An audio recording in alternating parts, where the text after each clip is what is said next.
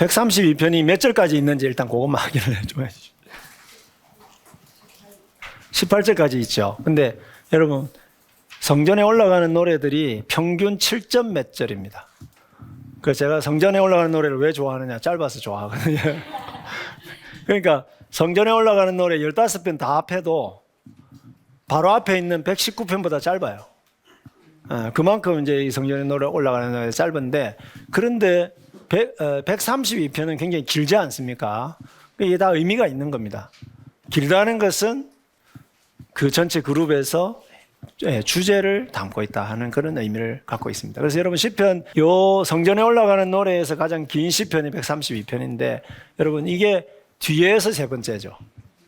앞에서 세 번째가 122편. 우리가 지난번에 122편을 이미 살펴봤습니다. 그래서 오늘은 132편은 자세하게 살펴보지는 않을 건데, 앞에서 세 번째 시편인 122편하고 뒤에서 세 번째 시편인 132편이 둘 다 뭐를 노래하고 있느냐 하면 예루살렘에 대해서, 예루살렘 성전에 대해서 노래를 하고 있습니다. 그래서 시온이 얼마나 중요한가 하는 것을 노래하면서 132편은 여기에다가 뭘 플러스 했느냐 하면 다윗 왕권, 그러니까 다윗의 후손에 대한 노래를 같이 담고 있다는 거죠. 그래서 본문에 딱 보시면 132편 본문은 1절을 딱 보십시오. 여호와여 다윗을 위하여 그의 모든 겸손을 기억하소서, 이렇게 기록되어 있어요. 그렇죠? 앞에 우리가 겸손에 대한 노래를 했잖아요. 그런데 다윗의 겸손을 기억해 달라 하면서 이제, 그러면 자, 다윗이 엄마 젖대 나이와 젖대 나기가 엄마 품에 있음과 같이 하나님을 늘 의지했다.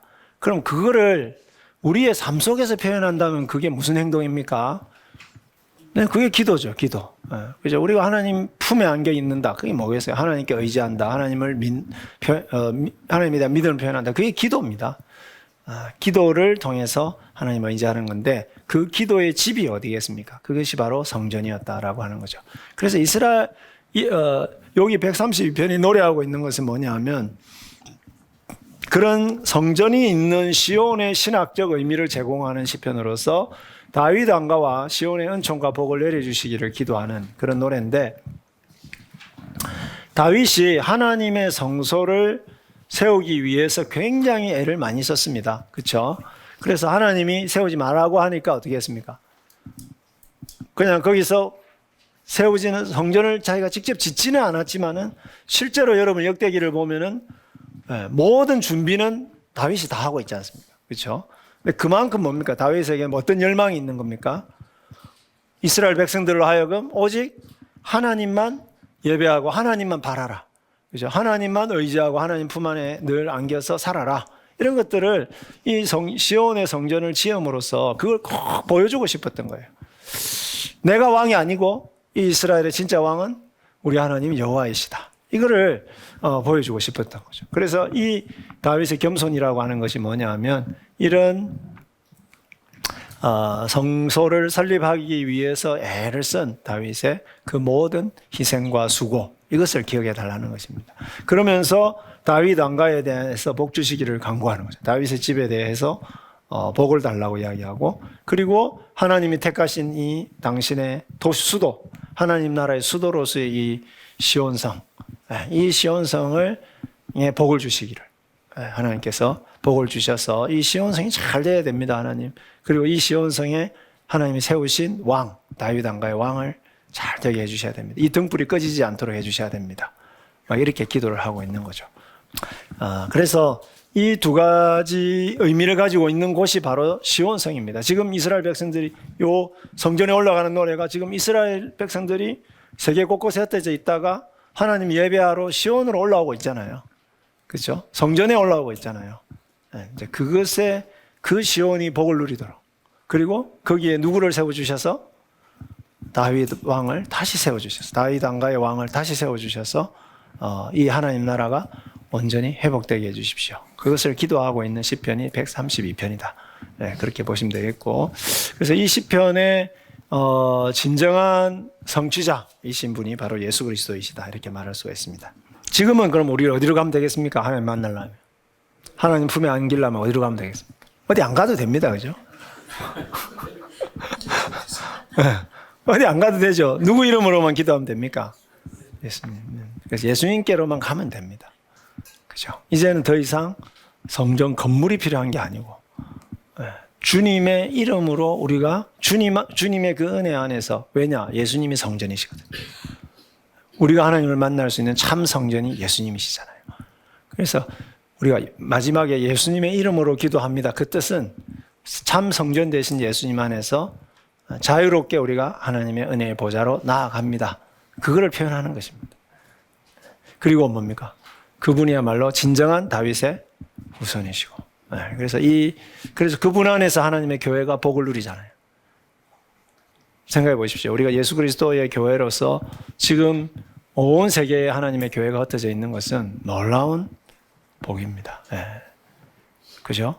이 기도가 응답이 된 것입니다. 이 기도. 그래서 성전에 올라가는 노래에 이제 그 부분을 이제 이야기를 하고 있고요. 길게는 다루지 않겠습니다. 132편은 133편으로 넘어가 보도록 하겠습니다. 그림이 멋있지 않습니까? 이것도 찾느라고 힘들었는데 거기서 시편 133편 1절 있고 색깔이 피부 색깔이 다른 사람들이 하나가 되어 있는, 주님 안에서 하나가 되어 있는 이제 것인데 한번 읽어보도록 하겠습니다. 같이 읽겠습니다. 시작. 보라, 형제가 연합하여 동거함이 어찌 그리 선하고 아름다운고, 머리에 있는 보배로운 기름이 수염 곧 아론의 수염에 흘러서 그의 어깨까지 내린 같고, 헐몬에 있으리 시온의 산들에 내린 같도다. 거기서 여호와께서 복을 명령하셨나니 곧 영생이로다. 우리 참 이 시편 좋아하죠. 좋아하고. 그래서 끝에서 두 번째 시편입니다. 그 말은요. 자, 120편, 121, 122는 성전에 올라오는 과정을 노래했다면 이제 133, 134는 떠나가는 과정. 그래서 이제 마지막 날 밤에 떠나기 전에 모여가지고 예배하는데 134편의 그 정황을 보여주고 있어요. 밤에 이런 표현을 쓰고 있죠. 134편에 보면. 그래서 이제 그러면 마지막에 하나님 앞에서 다 모여 있는 그 이스라엘 백성들을 바라보면서 제사장이 또는 누군가가 이 시편을 썼을 가능성이 높죠.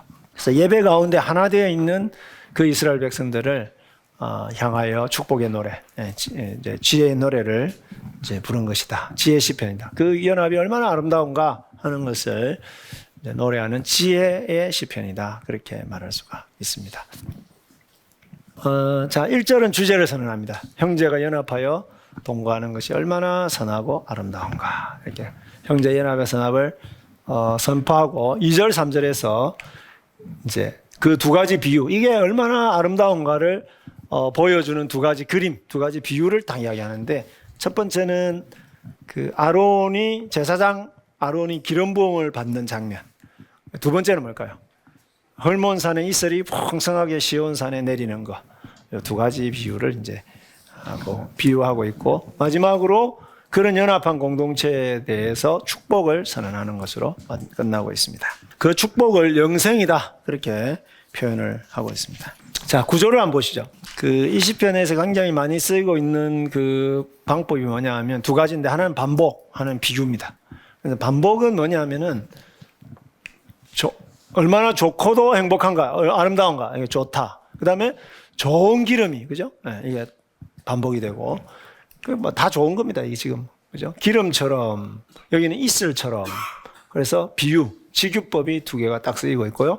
위에 네 번 쓰이고 있고, 흘러내리다 네 번, 세 번. 그래서 여러분, 이 그림을 둘 다 보십시오. 하나는 머리 위에 기름이 아래로 쭉 흘러내리는 그림이죠. 또 하나의 그림은 뭘까? 하늘에서 이슬이 비같이 하늘에서 이렇게 하늘에서 쫙 흘러내리는 그 그림을 이야기를 하면서 하나님의 축복, 그죠? 하나님의 복이 하늘에서 임하는 그런 그림을 그림으로 보여주고 있다 하는 거죠. 그래서 연합하여 하나가 되어서 예배하는 그 공동체에 임하는 하나님의 그 복, 그 복의 아름다움, 그 풍성함을 이제 여기서 노래하고 있고, 여러분, 우리가 정말 좋다, 정말 행복하다, 그것을 가장 잘 누릴 수 있는 곳이 어딜까요? 그 순간이 어딜까라고 우리가 생각해 보십시오. 온 가족이 서로 정말 서로 사랑하면서 정말 하나가 되었음을 느낄 때, 그 다음에 교회 갔는데 교회에서 그죠? 모든 성도들이 정말 서로 사랑하고 뜨겁게 사랑하고 서로가 하나 되었음을 경험할 때, 야, 이게 하늘나라다 이렇게 생각하지 않습니까? 이게 천국이지 뭐, 그죠? 이제 그게 바로 영생입니다. 그게 바로 하나님 나라의 생명. 영생이라는 말은 그 영원하다는 것을 저는 좀 그냥 영원한 것도 맞는데 그렇게 표현하기에는 너무나 부족합니다. 그래서 예수님이 우리에게 주시고자 하는 그 영생은 그냥 그 영자를 하나님으로 바꿔서 표현하는 게 맞습니다. 그러니까 하나님의 생명, 그죠? 하나님의 생명. 하나님이 우리에게 주시고자 하는 그 풍성한 삶, 풍성한 생명. 이거를 영생이다 그렇게 표현하는 것으로 여러분 보시면 되겠습니다. 그러니까 영생이라는 말이 구약에서 온 겁니다. 구약에서 그렇게 오게 된 것이다 이렇게 보시면 되겠고요.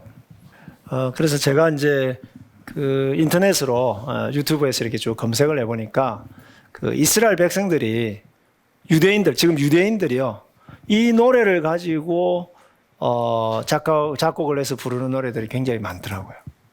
많고, 근데 이분들이 이 노래를 굉장히 비장하게 또 부르기도 합니다. 근데 유대인들은 이 노래를 왜 부를까요? 무엇을 생각하면서 이 노래를 부를까요? 소위 말해서 우리는 시오니즘이다 이렇게 이야기합니다. 시오니즘, 그죠? 세계에 흩어져 있는 유대인들이 다 그 시온으로 돌아와서 거기서 하나가 되어서, 그죠? 온 세계 위에 이스라엘 중심의, 온 세계 위에 이스라엘 중심의 그 국가가 형성이 되면서 이스라엘이 그죠? 그 하나님 나라가 되는 그 세상을 꿈꾸는 겁니다. 그런 날이 오겠습니까?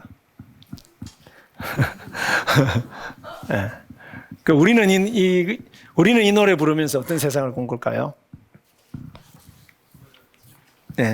물론 우리 교회가 예배 드릴 때에 정말 그 예배 공동체 가운데서 하나가 되는 그것을 꿈꾸기도 하지만 그것을 넘어서 우리가 꿈꾸는 것은 요한계시록에 나오는, 그죠? 그 모든 사람들이 그 어린 양의 혼인잔치에 다 참여해가지고, 그죠? 하나님을 함께 찬양하는, 그리고 영원한 하나님 나라를 누리는 그 날을 우리는 꿈꾸겠죠. 그래서 그런 것을 이제 제가 이게 이제 히브리어 가사예요. 힌넷마 토브 마나임, 그죠? 그래서 보라, 쉐벳 아힘, 그죠? 형제들이 사는 것, 야하드, 함께 사는 것, 그것은 얼마나 힘내, 얼마나 토브, 좋고도, 나임, 아름다운가. 이거를 이제 히브리어 노래로 이 사람들이 부르더라고요. 근데 굉장히 비장하게 불러요. 그래서 이것은 이제 보라, 그 다음에 얼마나, 이것은 뭘까요? 두 번이나 감탄사가 나오고, 그 다음에 이 얼마나, 이게 이제 도 이런 뜻이거든요. 도 이런 의미거든요. 그래서 굉장히 강조하는, 정말 그 감정이 들어가 있어요. 형제가 연합하여 동거하는 것이 얼마나 아름다운가. 여러분, 이거는 이제 이런 장면을 한번 떠올려 보시면 되죠. 지금 야곱하고 에사하고 만나는 거잖아요. 그래서 여러분, 집에서 제일 힘든 게 뭘까요? 부모로서 제일 힘든 거. 애들이 싸우는 게 제일 힘들어요. 어릴 때 중고등학교 때 이럴 때 싸우는 거는 그래도 봐줄만 한데요. 결혼해가지고 각자 남의 집 식구들이 들어오고 그랬는데 서로 부모 재산 많이 가지려고 서로 그냥 싸우고 엉엉거리고 이렇게 할 때 그 부모의 마음은 찢어지는 것 같을 겁니다. 아마도 이삭의 마음이 그러지 않았을까, 그런 생각이 듭니다. 그럼 이제 이쪽에 군사들이 있으니까 얘가 이삭이고 얘가 하면 안 되죠. 나이가 지금 벌써 100살이 다 돼가는 분한테. 예. 이분이 저기 에서고, 여기가 이제 야곱인데요. 여러분, 야곱은 태어날 때 그 형의 발꿈치를 잡고 태어났잖아요. 그래서 야곱이라는 이름이 발꿈치라는 의미를 갖고 있어요. 근데 그게 상징하는 바가 뭐겠습니까? 왜 에서의 발꿈치를 잡고 태어났을까요? 뭘 상징할까요? 자기가 먼저 태어나고 싶다 그 뜻이죠. 예. 그런데 여러분, 장자가 되는 게 왜 그렇게 야곱은 장자가 되는 거에 집착을 했을까요? 단지 재산 절반, 재산 배로 받으니까 단지 그거 생각했을까요? 예, 여러분, 그 시대 상황을 잘 생각해 보시면 이건 이제 단순히 하나의 가정이 아니고 여기는 부족입니다. 자, 아브라함이 군사 300 몇십 명 데리고 롯 구하러 갔잖아요. 그러면 아브라함의 가정에 최소한 몇 명의 사람들이 같이 사는 겁니까? 그렇죠. 한 1000명은 되겠죠. 그죠? 예.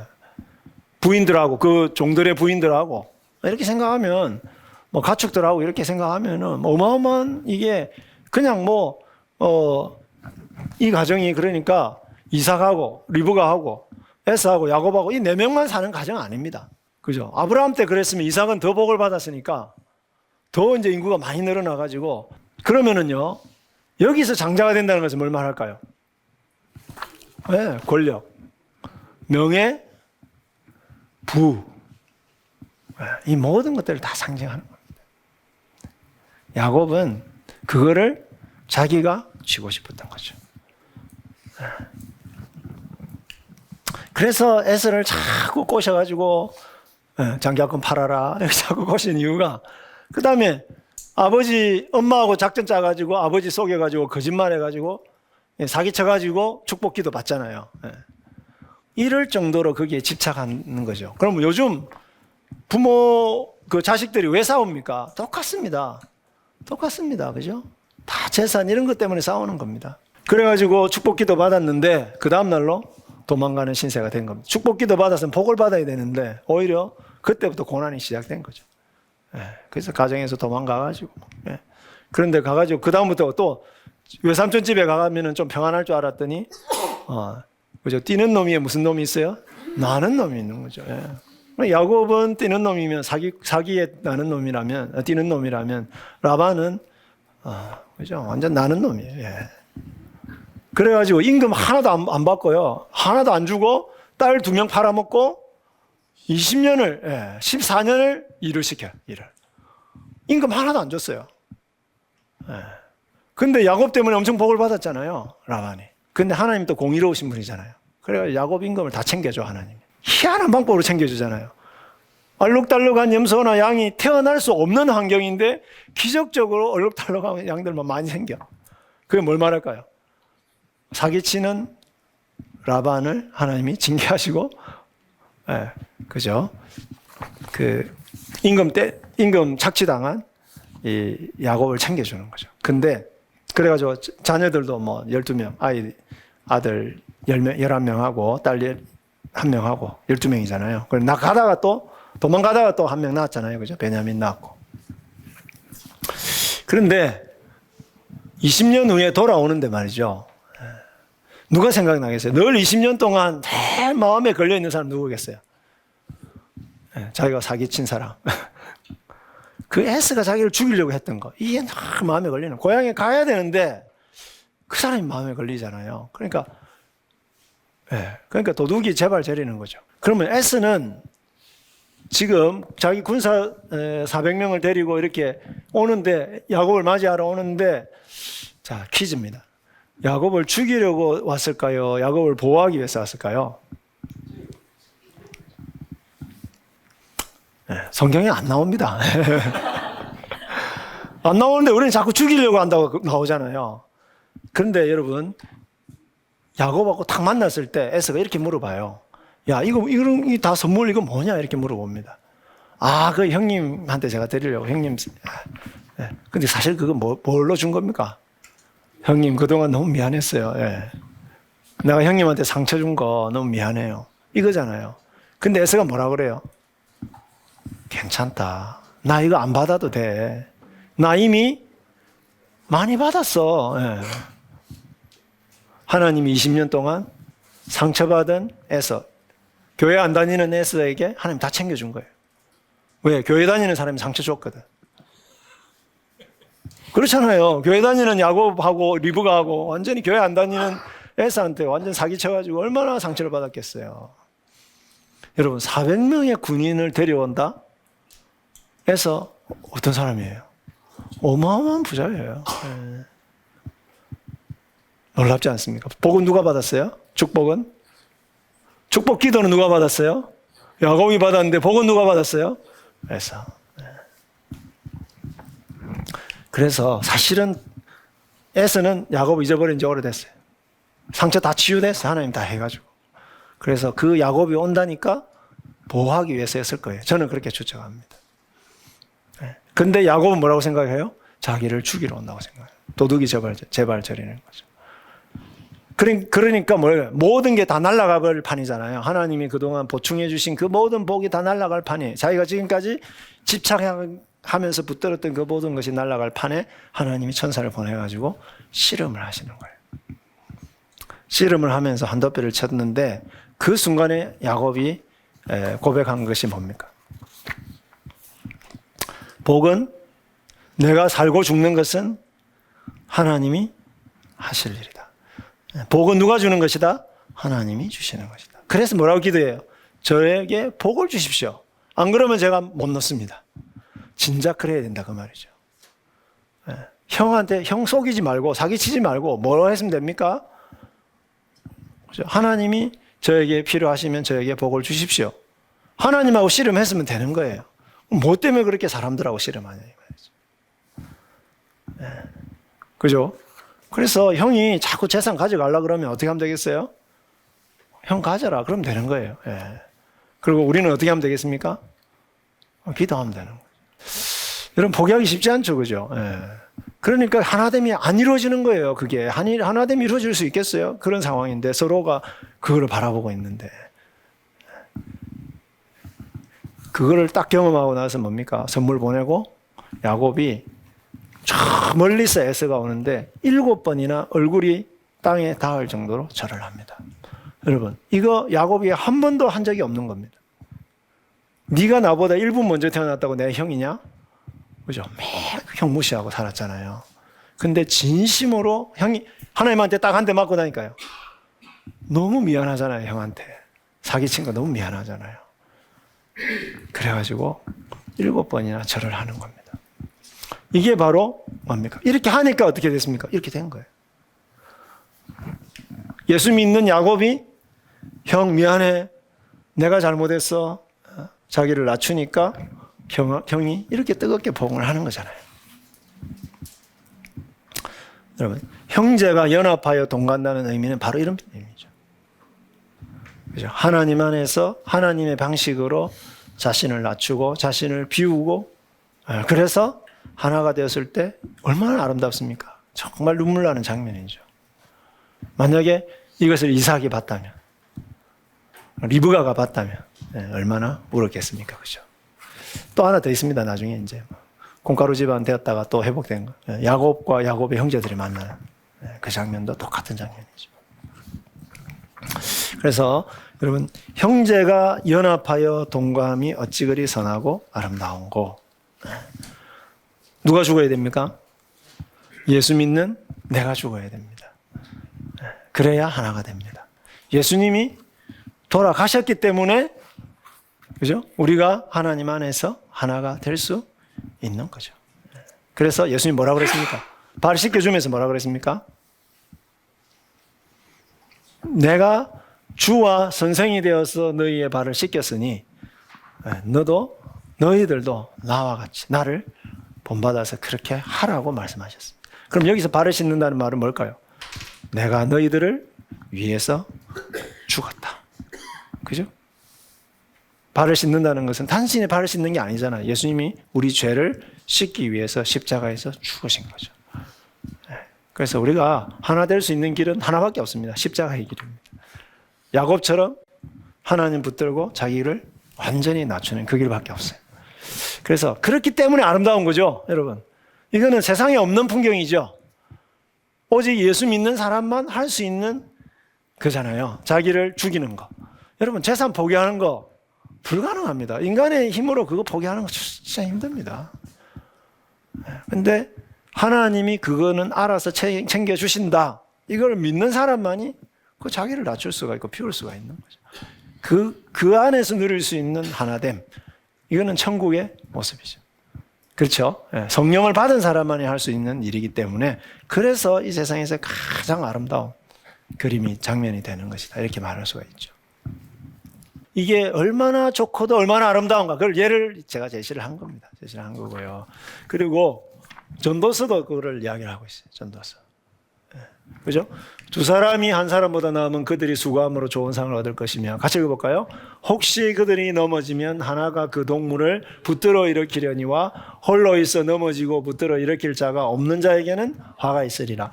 또 두 사람이 함께 누우면 따뜻하거니와 한 사람이면 어찌 따뜻하랴. 한 사람이면 패하겠거니와 두 사람이면 맞설 수 있느니 세겹줄은 쉽게 끊어지지 아니하느니라. 예. 여러분, 이 세상에서 우리에게 소망이 있는데 딱 한 가지. 첫 번째 소망은 하나님이고, 두 번째 소망은 뭐냐? 같이 신앙생활하는 형제 자매들이 그죠? 연합되어 있는 공동체가 있다는 거. 이게 우리에게 소망이 되고 희망이 됩니다. 다른 거 소망 없습니다. 다른 거 뭐 있어봐야 별로 크게 소망 안 됩니다. 근데 이제 두 가지 비유를 이야기하는 거죠. 그거는 마치 머리 위로부터 수염 곧 아론의 수염 위로 흘러내려 그의 예복기까지 흘러내리는 보배로운 기름 같다 그랬습니다. 또는 기름이 보배로운 이제 옷깃에 흘러내리는 것 같다 이렇게 표현할 수도 있고요.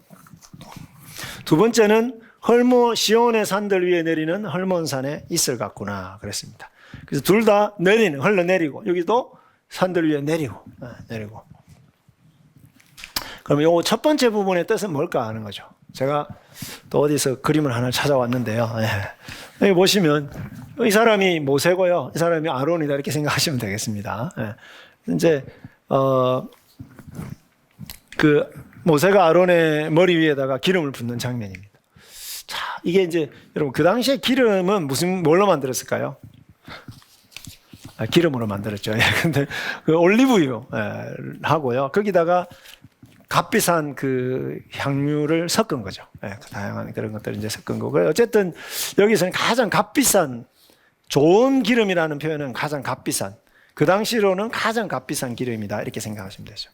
이제 그것을 머리 위에 부었는데 이 기름이 어디로 흘러내리느냐? 이 수염을 타고 여기에 에봇에 그죠? 에봇이 있는데 이 흉패 있잖아요, 그죠? 흉패가 이렇게 12개의 보석으로 이루어진 이스라엘의 12지파 이름이 새겨져 있는 12개의 보석으로 새겨진 여기를 쭉 흘러내려가지고 이 옷깃까지 이렇게 내리는 그 장면을 생각하시면 된다는 거죠. 그 장면을 생각하는 거죠. 그래서 여러분, 기름 부음, 여러분 다 아시죠? 기름 부으심. 많이 기도하잖아요, 우리가. 성령의 기름 부으심. 왜 부으실까요? 첫 번째는 구별입니다. 그렇죠? 우리를 이 세상에서 하나님의 백성으로 구별시키는 거죠. 거룩한 하나님의 나라로 구별시키는 거예요. 그 다음에 그러면 그냥 구별만 될까요? 하나님의 영광, 하나님의 지혜, 하나님의 은혜, 하나님의 능력, 그 기름을 타고 흘러내리는 것입니다. 우리에게. 그렇죠?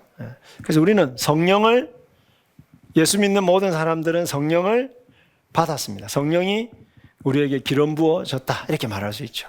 그래서 우리는 이 땅에서 거룩한 존재들로 구별된 제사장과 같은 존재들로 구별되었다 이렇게 말할 수 있죠. 자, 그런데 이 기름이 여러분 요 보석이 보이지 않습니까? 이 보석은 이제 그 이사야 같은 데 보면은 우리를 보배롭고 존귀하게 여긴다 이렇게 표현 나오잖아요. 그죠? 보배롭게 여긴다. 그 말은 뭘까요? 우리가 보석 같은 존재다. 하나님 나라의 왕에게 보석 같은 존재라는 것입니다. 실제로 여러분 너희가 이 언약을 잘 지키면 너희는 내 소유가 되겠고, 출애굽기 19장 4절부터 6절에 그렇게 소유가 되게. 그래서 소유라는 단어가 뭐냐? 세굴라라는 히브리어인데요. 이 세굴라가 뭐냐? 보배라는 뜻입니다. 보석. 왕의 보석을 말합니다. 그러니까 하나님 앞에서 이스라엘은 어떤 존재입니까? 보석과 같은 존재들인데 그 기름이 그 보석 위에 쫙 흘러내리는 것이죠. 그러니까 제사장에게 기름 부음이 흘러내리는 것은 단지 제사장뿐만 아니라 그 제사장이 대표하는 이스라엘을 이 땅에서 다 구별시키는 존귀하고 거룩하게 만들어주는 이제 그런 기름을 이제 의미한다. 이렇게 보시면 되겠습니다. 그래서 여러분, 그럼 예배 시간에 예수 그리스도의 이름으로 성령 안에서 하나가 되어서 하나님을 예배하고, 그죠? 하나님 안에서 하나가 되어서 서로가 서로를 위해서 죽으려고 하고, 그죠? 서로가 서로를 위해서 자기를 희생하려고 하는 이 공동체는, 그죠? 마치 뭐와 똑같은 겁니까? 온 세상 사람들이 보기에 성령의 거룩한 기름 부으심이 있고 거기서 존귀함과 하나님의 영광과, 그죠? 하나님의 복과 이런 것들이, 하나님의 지혜와 이런 것들이 다 이렇게 보이는 그죠? 그런 이제 장면과 같은 이제 그런 것을 연출한다는 것입니다. 쉽게 이야기하자면 뭘까요? 교회가 정말 이 세상 사람들로부터 정말 하나님의 아름다운 공동체구나, 하나님의 정말 존귀하고 거룩한 공동체구나 하는 것을 사람들이 이야기할 수 있는 그때는 언제냐? 연합하여 동거할 때, 연합하여 하나님을 함께 아버지 집에서 함께 예배하는 그 모습, 그렇게 살아가는 그 모습을 보여줄 때, 그때에 사람들이 저 공동체는 다르다. 저 공동체는 세상에 있는 사람들하고 다르다. 세상에 있는 모임들하고 다르다. 이 예수 믿는 사람들은 참 다르네. 자기도 보기에 같았는데 내가 그냥 우긴 건데, 그냥 인이라 이렇게 이야기하면 얼마나 은혜가 되겠어요, 그 사람들. 그래서, 그죠? 자, 이 비유의 의미를 아시겠죠, 그죠? 하나가 된 그 공동체가 정말 존귀하고 거룩하게 구별된 이 마치 제사장 나라, 그런 그 존귀함이 흘러넘치는 것과 같다 하는 겁니다. 그래서 여러분, 이 기름이 흘러서 여기서 계속해서 그냥 자기만, 이 아론만 기름 부었는 게 아니라 그 기름이 이스라엘을 적셨듯이, 그죠? 결국은 이 기름 부으심이 누구에게로 흘러가겠습니까? 온 세상으로 흘러가야죠. 올라가야죠. 그래서 공동체가 하나가 될 때 그 거룩하심이 밖으로 흘러나갈 수 있는 겁니다. 그래서 우리가 성령이 하나 되게 하신 것을 그래서 지켜야 돼. 자, 그 다음에 헐몬산의 이슬이 시온에 흘러내린 것 같다 그랬습니다. 여러분, 이게 산 보이시죠? 여기에 지금 만년설이 덮여 있는 여기가 헐몬산이에요. 멀리서 찍은 거예요, 헐몬산. 해발 몇 미터냐면요, 2770m. 좀 높죠? 2770m면 백두산보다 좀 높습니다. 백두산보다 조금 높죠, 그죠? 하여튼 그 정도 높이인데, 비행기를 타고 이렇게 그 이스라엘이나 터키 쪽으로 이렇게 쭉 가다가 보면은 그 아래를 탁 내다보면 맑은 날씨에는 그 만년설이 이렇게 쫙 덮여 있는 산들이 굉장히 이렇게 우뚝우뚝 솟아 있는 것을 보게 됩니다. 근데 그 중에 이제 제일 막내 같은 산이 헬몬산이고, 이스라엘의 입장에서 보면은 그쪽 주변에서는 제일 높은 산이죠. 자, 그런데 이게 이제 봄이 되면은요, 만년설이 덮여 있으니까 습도가 높을까요, 안 높을까요? 습도가 높죠. 그러니까 이슬이 내리는데 마치 비가 내리는 것처럼 내린다는 거예요. 그래가지고 그 제가 주석을 보니까 1324mm 1년에 이슬로 내리는 게 1324mm. 거의 우리나라 강수량하고 맞먹잖아요, 그죠? 1년 강수량하고.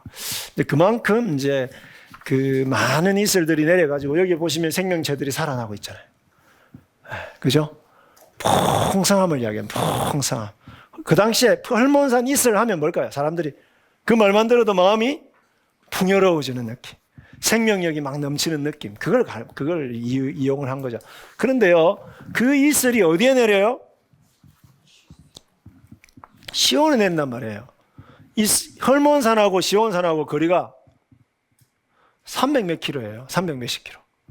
그 헐몬산에 있는 이슬이 시온산에 내리는 것은 물리적으로 불가능하죠. 그러니까 이건 비유적인 표현입니다.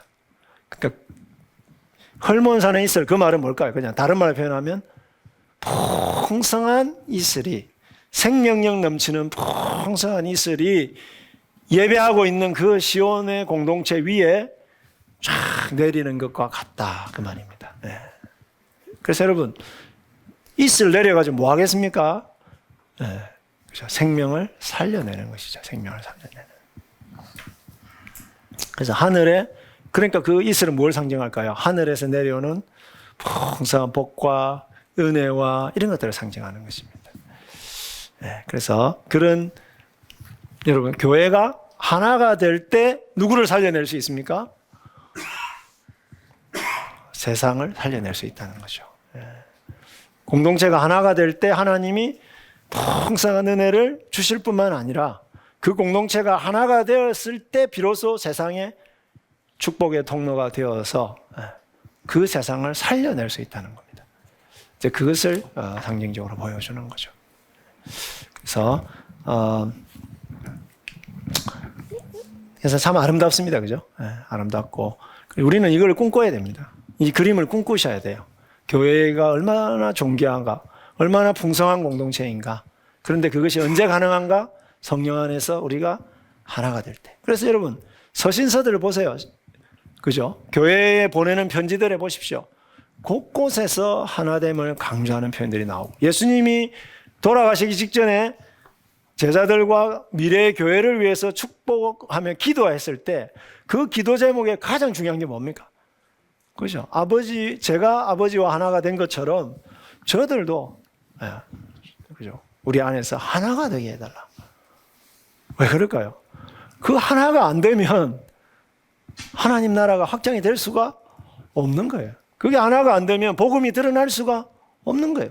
존귀하고 거룩함이 드러날 수 없고, 그 풍성한 복음의 은혜가 흘러나갈 수가 없기 때문에, 그래서 예수님이 그렇게 기도하신 거고, 그래서 바울이 그렇게 하나 되라고 이야기를 한 거죠. 이 노래를 부르는 이유는 뭘까요?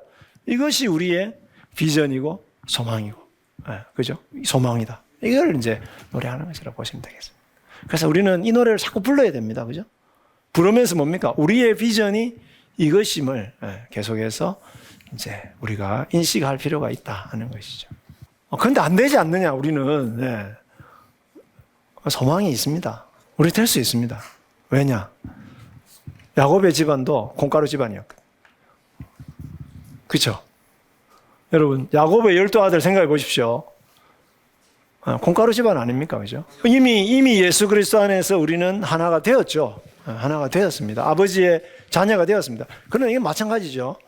야곱의 안에서 야곱의 아들들이, 그죠? 하나님의 가족이 된 거잖아요. 그러나 그럼에도 불구하고 아버지가 한 아이를 편애하니까 그걸 못 견뎌가지고 요셉을 팔아버린 거죠. 팔아버린 거예요.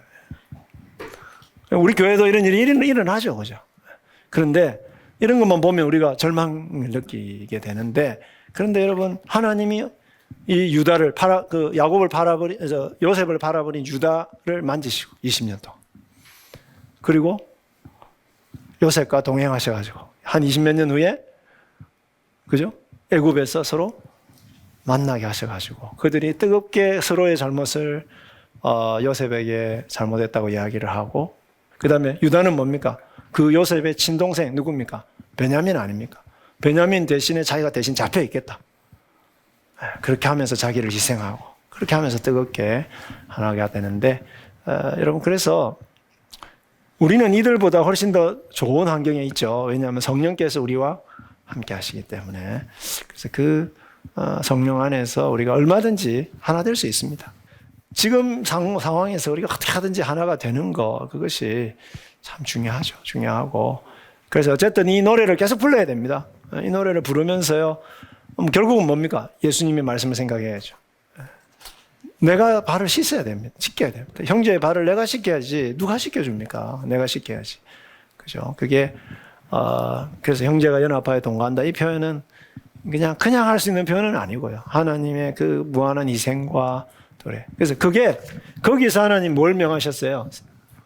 네, 그 시온에 모여 있는 그 공동체에게 하나님 축복을 하셨는데, 복을 주셨는데, 그것이 바로 영생, 영생.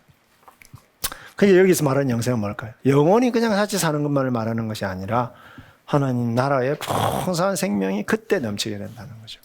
그래서 이것이 언제 이루어졌느냐? 성령이 임하고 난 다음에 예루살렘 교회가 보여준 모습이 바로 그 성령 안에서의 하나됨을 그대로 보여주는 것입니다.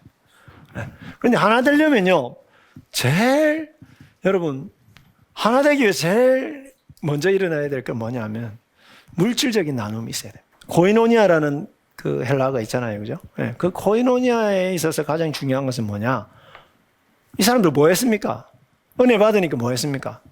자기 재산 팔아가지고 가난한 형제 자매들을 도와줬습니다. 이게 하나됨에 있어서 가장 결정적인 것이다. 이렇게 말할 수가 있죠.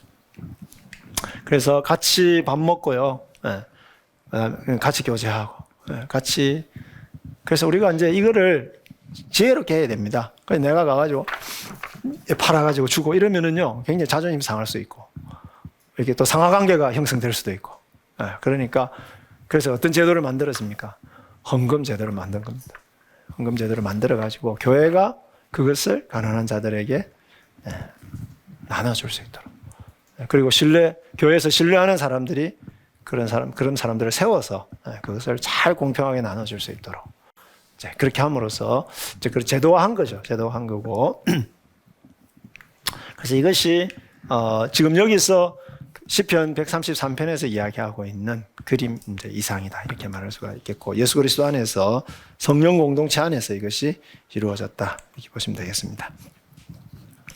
결론적으로 보자면 예수 그리스도를 통하여 하나님의 가족들이 된 성도들이 함께 모여 하나님을 예배하는 것이 얼마나 좋고 즐거운가. 교회의 예배는 모든 차별과 장벽을 무너뜨리는 그리스도의 십자가와 성령 안에서 그리스도의 한 몸을 이루는 성도들의 사랑과 연합을 나타낸다. 예배 자체는 누구라도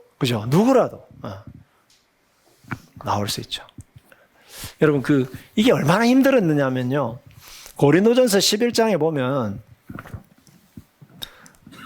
부자들이, 거기 보면 이제 고린도에 있는 사람들 중에 부자들도 예수를 믿었고 종들도 예수를 믿은 거예요. 그러니까 이제 부자들은요, 서로 애찬을 나누잖아요. 애찬을 나누는데 종들은 허드렛 일 다 하고 와야 되고, 그죠? 부자들은 그냥 올 수 있잖아요. 와가지고 이제 오는데 음식들을 다 챙겨서 오는 거예요. 근데 주로 누구 집에 모이겠어요? 종들 집에 모일 수는 없잖아요. 좁으니까. 부자들 집에 모이는데, 모여가지고, 같이 밥을 먹어야 되는데, 종들은 허드렛 일 다 하고 와야 되고, 종들은 주로 어디에서 모였을까요? 부자들이 모이는 그 방에 올 수가 없었어요. 따로 모이는 거예요, 따로. 바깥에. 그래서 자기들끼리 음식 가져와가지고, 종들이 안 오니까 자기들끼리 먼저 먹어버리고, 이 사람들은 손가락 빨고 있고, 기다리면서. 그러니까 여러분, 이게 그 시대에, 그러니까 시대적인 어떤 그 배경을 우리가 이해를 하면은 그게 얼마나 힘들었는지 알 수가 있는 거예요. 우리도 옛날에 여러분 거기 그 예배당 그 구조 보시면 뭡니까? 양반 있는 하고, 그죠? 그 다음에 쌍놈들이 있는데 하고. 또 다르죠, 이렇게. 일반 평민들이죠. 그러다가 나중에 유명한 이야기 있잖아요. 자기 집에 있는 종은 장로가 되고 주인은 집사고 막 이래가지고 나중에 그 사람도 근데 그걸 굉장히 존중해주고 그렇게 해서 나중에 그 사람도 장로님 되어가지고 교회를 참 아름답게 세워 나갔다. 이런 이야기들이죠, 그죠? 이런 이야기들이 이제 그래서 예배는 바로 그것을 주어야 된다는 거죠. 예배 시간에 차별이 있으면 안 되고, 그죠? 그래서 하나됨을 보여줘야 된다. 얘는 한 몸됨을 이루어져야 되고, 그래서 여러분, 교회의 하나됨은 삼위 하나님의 하나됨을 반영하는 것입니다. 그죠? 삼위 하나님이, 삼위께서 서로가 온전히 하나가 되셔서 우리의 구원과 하나님 나라를 이루는 이 사역을 하시지 않습니까? 그것이 예수 그리스도의 몸된 이 교회 속에서 삼위 하나님의 하나됨이 드러나는 것이다. 그거 자체가 계시가 되는 거죠. 하나님의 삼위 하나님을 나타내는 계시가 되는 것이다. 그 다음에 공동체 완화대 예배를 드릴 때 하나님은 거기에 복을 명하시는데 하늘에 한량없는 복이 연합하여 예배하는 공동체에 부어지게 될 것이다 하는 것입니다. 그리고 그것은 예루살렘 교회를 여러분 생각하시면 됩니다. 예루살렘 교회가 그렇게 하나가 되었을 때 세상 사람들이 어떻게 했습니까? 칭찬하고, 그죠? 그래서 예수 믿는 사람이 더 늘어났다 이렇게 돼 있지 않습니까? 그죠? 그것이 이제 아론에게 기름 부으신 어떤 그런 부분들을 여러분 생각하시면 되겠고요. 자, 134편은 성전에 올라가는 노래집의 15번째, 즉 마지막 시편으로서 여호와 하나님을 송축하는 찬양과 이스라엘에 대한 축복으로 전체 그룹을 마무리하고 있다 하는 겁니다. 그래서 어떤 학자는 이 시편을 이 모음집을 마무리하는 송령 혹은 예배 시간에 부른 찬송시라고 분류를 합니다. 찬양시입니다. 찬양시. 이 시편은 아마도 밤에 불렀던 것 같습니다. 만약 순례자들의 상황을 반영한다면 아마도 이 시편은 절기의 마지막 날 밤, 즉 집으로 떠나기 전날 밤에 함께 모여서 예배할 때 불렀을 가능성이 높습니다. 아마도 성전을 봉사하는 제사장들과 회중들이 주고받은 예전을 교동문과 같은 그런 시편이었을 것입니다. 그리고 3절의 제사장의 축복으로 예배가 마무리되었을 것입니다. 이렇게 본다면 134편은 이 그룹의 마무리 시편으로 매우 적합하다 이렇게 말할 수 있습니다. 그러니까 제사장이 마지막으로 축도 딱 하고 서로 하나님 찬양하고 제사장이 축도하고 그리고 집으로 가는 거죠. 집으로 그 다음날 이제 떠나는 거. 이렇게 우리가 생각하시면 되겠죠.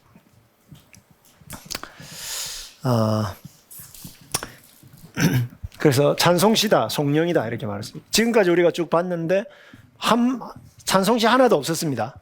이제 찬송시를 제가 이제 마지막으로 보여드리는 건데요. 여러분, 우리가 이 찬양을 잘 압니다.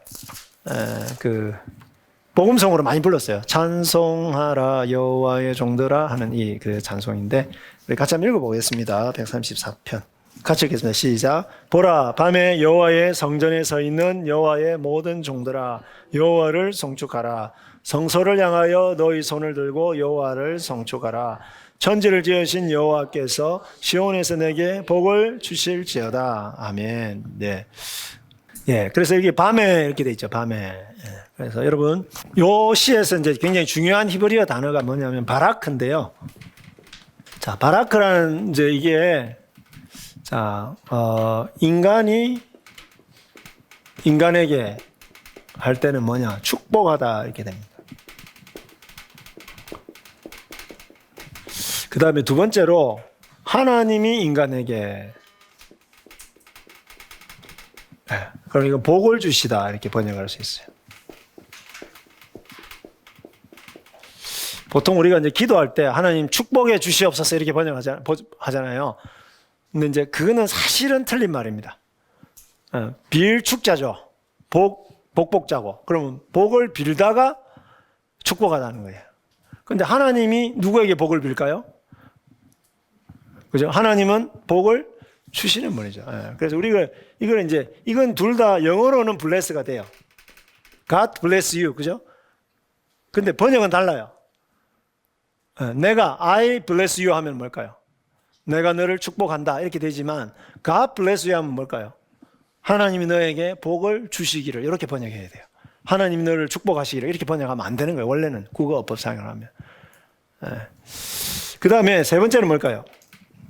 자, 인간이 하나님을 바라크한다. 인간이 하나님을 바라크할 때는 이거는 찬양하다, 송축하다 이렇게 번역돼요. 시편에서는 주로 송축하다 또는 찬송하다 이렇게 번역이 되어 있습니다. 여러분, 우리가 하나님께 복을 들릴 수 있는 게 뭐가밖에 없겠어요?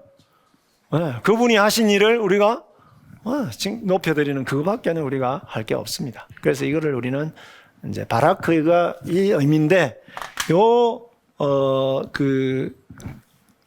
세 가지 의미가 다 나옵니다. 여기. 자, 보시면 1절에는 여호와의 종들아 여호와를 송축하라 나왔어요. 바라크입니다. 그 다음에 2절에도 여호와를 송축하라 나옵니다. 그리고 여호와께서 내게 시온에서 복을 주시기를 바라크입니다. 그러니까 요건 없고 요건 아니고 요 두 가지가 교차적으로 나오는 것입니다. 단어는 똑같은데 그죠? 의미는 반대죠. 우리가 하나님을 향하여 바락하면은 하나님을 찬양하는 것이고 송축하는 것이고, 여호와께서 우리에게 바락하신다는 것은 그분이 우리에게 복을 주신다는 것을 의미하는 것이죠.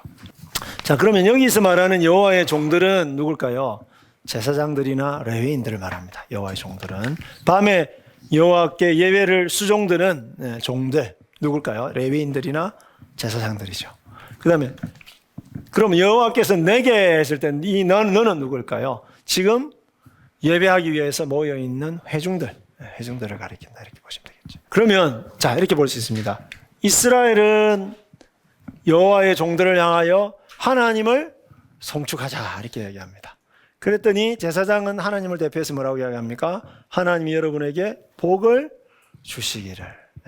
이게 예배입니다. 예배 시간 뭐 하는 시간이냐?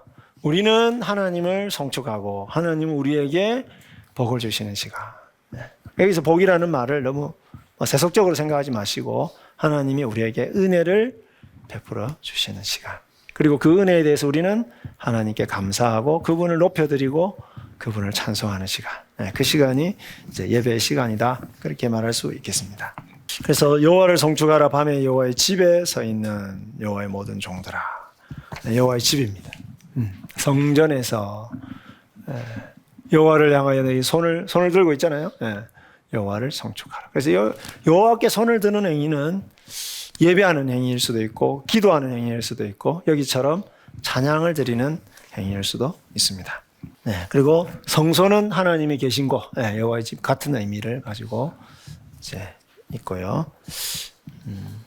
그래서 여러분 여기 서 있다 이 단어는 뭐냐면 여호와의 집에 서 있는 이 단어는 섬기다 이런 의미를 갖고 있어요. 여호와를 섬기는 또는 여호와께 예배하는 그런 의미를, 수종드는 그런 의미를 서 있다 이렇게 표현하고 있습니다.